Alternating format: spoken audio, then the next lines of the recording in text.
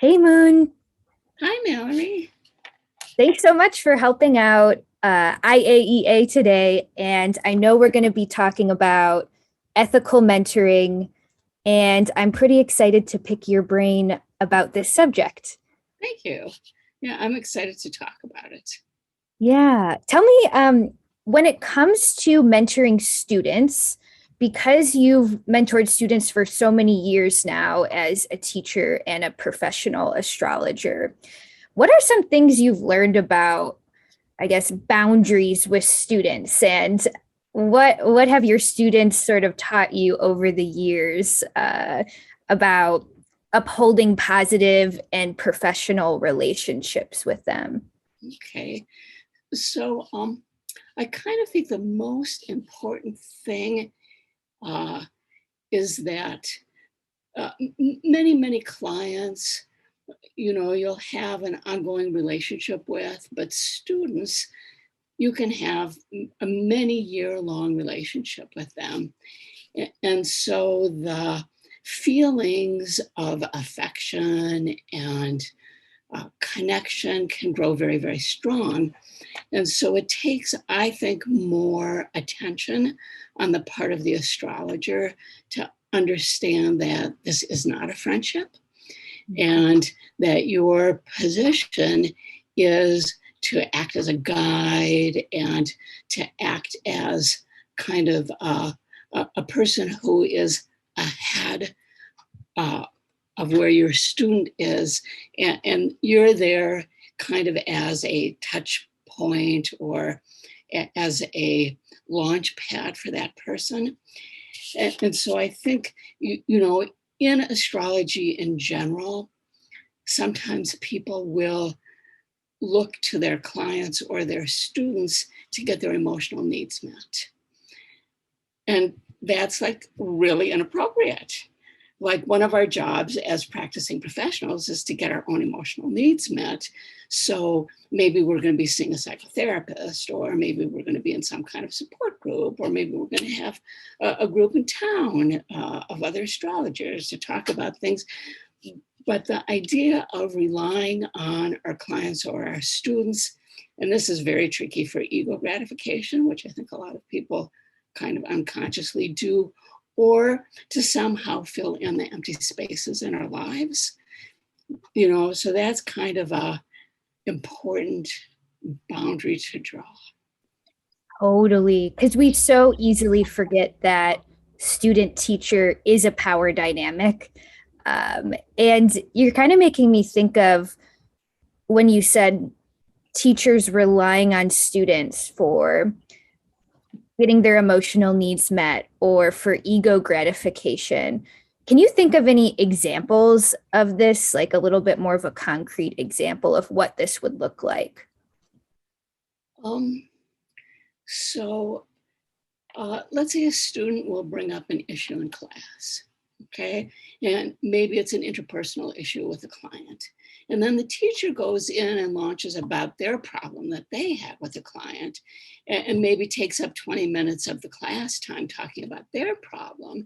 And all the students are like rallying around, oh yes, kind of, I can help you with that. So that's maybe I would say that's probably less egregious than somebody who has a personal problem. So maybe they're having a relationship problem. And then the astrologer says, oh, well, and this is happening in my relationship. And so there's that, like, no, you go to your therapist and talk about your relationship problem because it doesn't belong in the classroom. Or a student comes in for a specific session. And, I chat with my students, of course, and, we keep up about things, but anything that really where I need a lot of support, that is absolutely not something that comes up in a client reading or in a student mentoring session.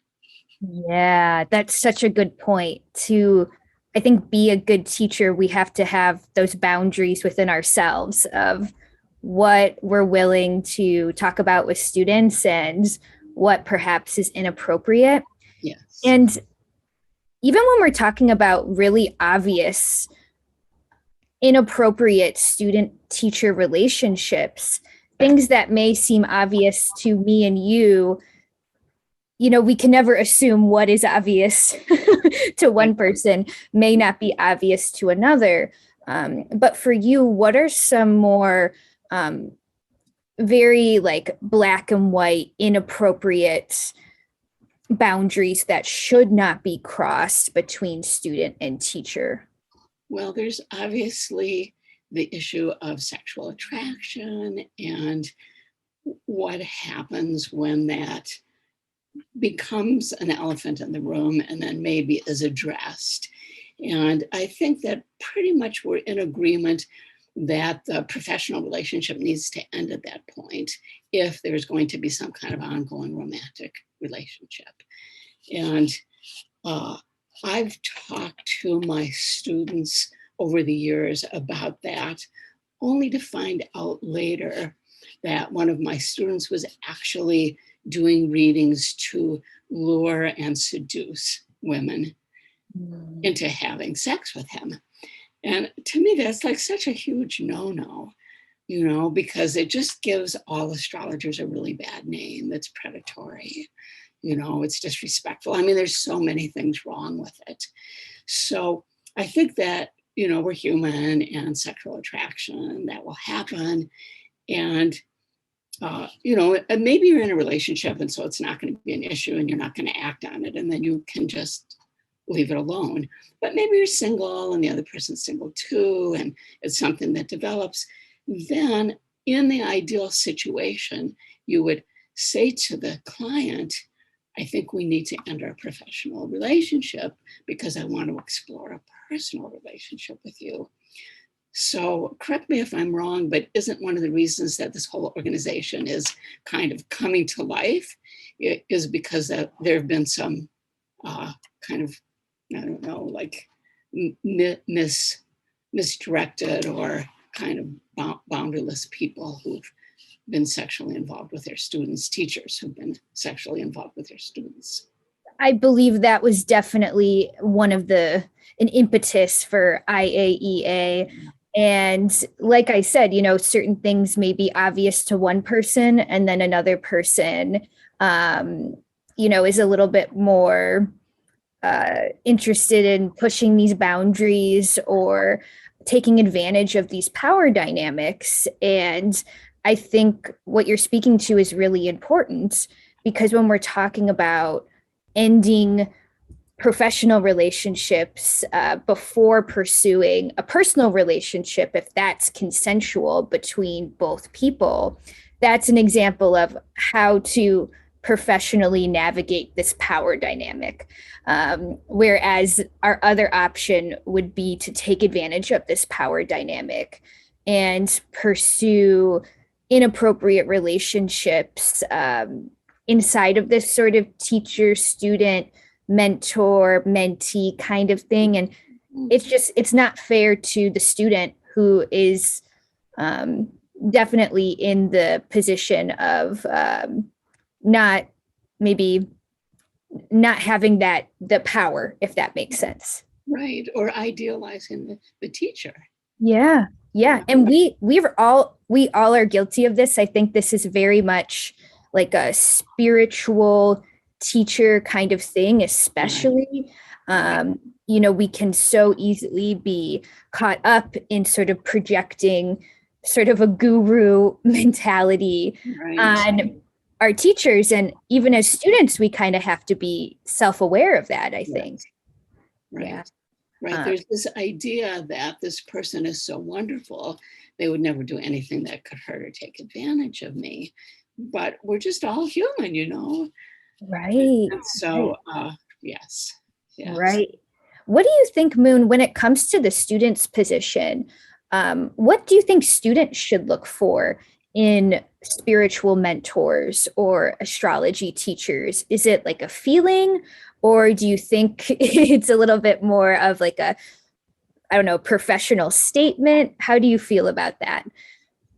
I think the answer to that is that everybody would go about it really differently based on who they are, of course, you know, but certainly somebody who's well established, and certainly somebody, you know, who has a website where there are lots of people vouching for their abilities, for their integrity, for their capacity to keep confidentiality, which is another like really important ethical consideration that we need to mention, is that people who come to see you, I mean, I was thinking like, you know, I need a few warehouses to keep all the secrets that I've heard from people over all these years, you know, and so, you know, one of the endorsements that I really appreciate the most on my website is somebody who talks about my confidentiality.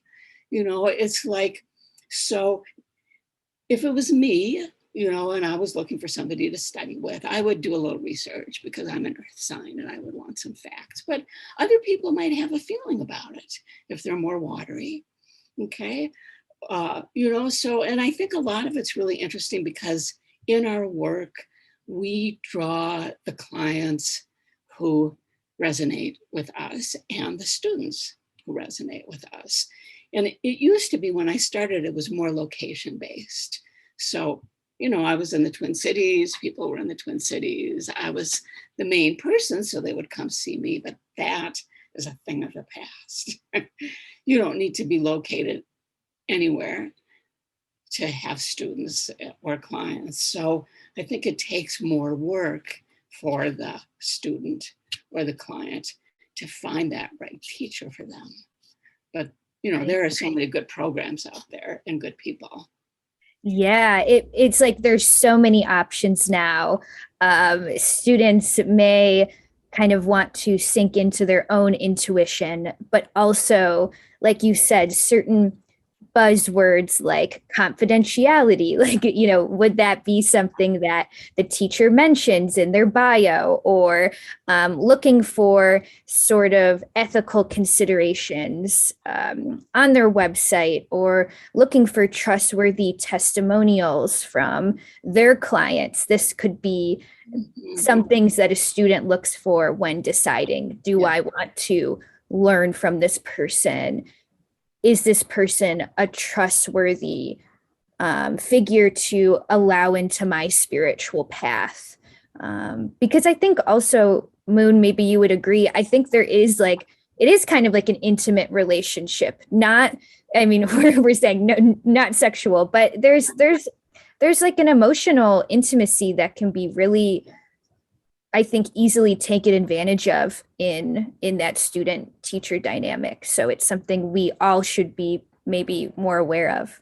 Yes. Yeah. The student gets to feel seen, you know, they get to have that experience of, oh my God, you know me, you understand me.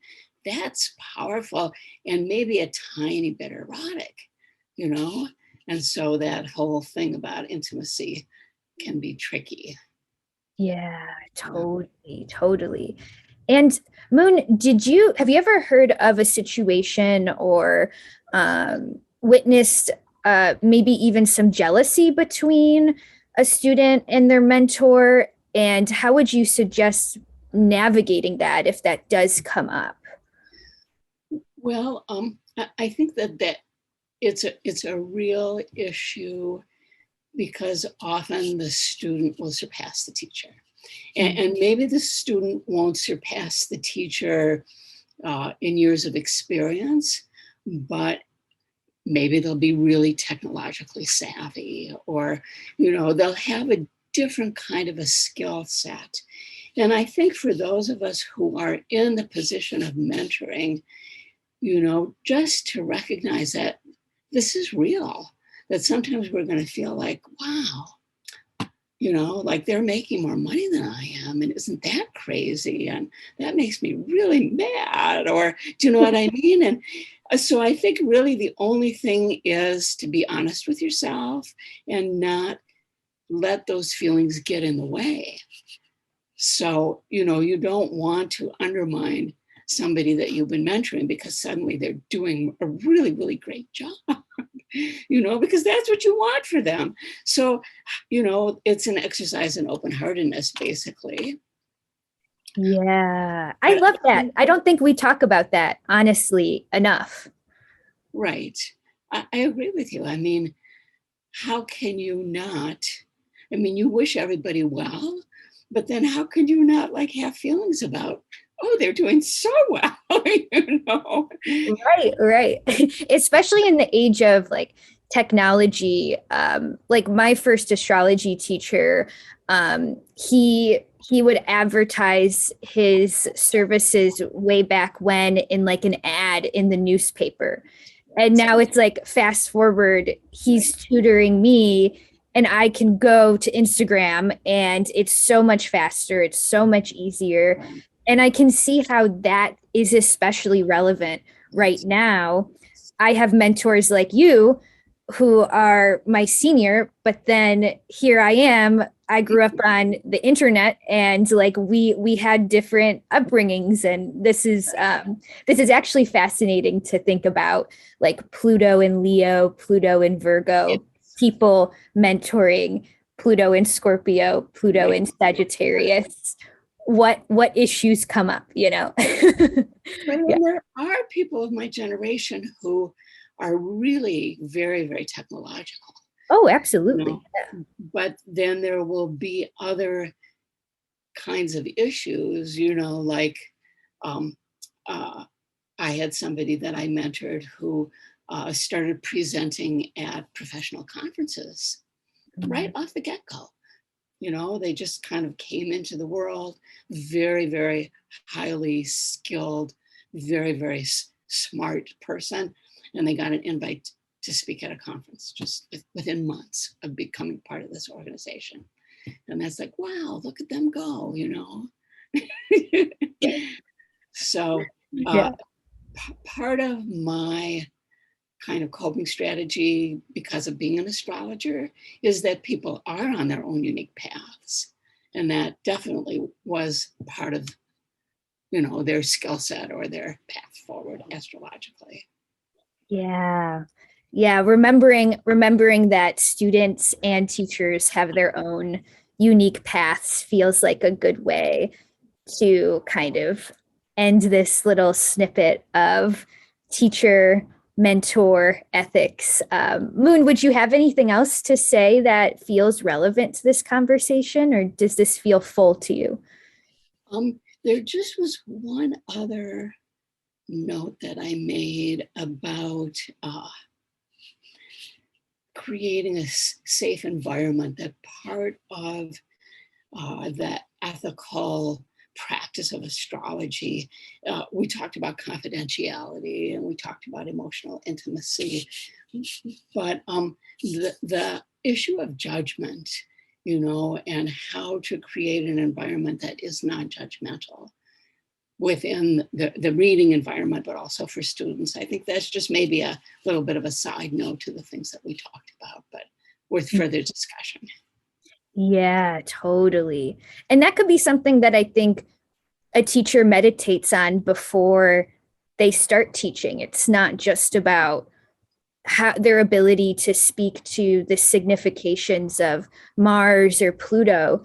It's also about their ability to hold space for others, and you know, create that safe environment. And what does it look like? That feels like some some self-reflection that the teacher must do before hosting a class or deciding to call in students.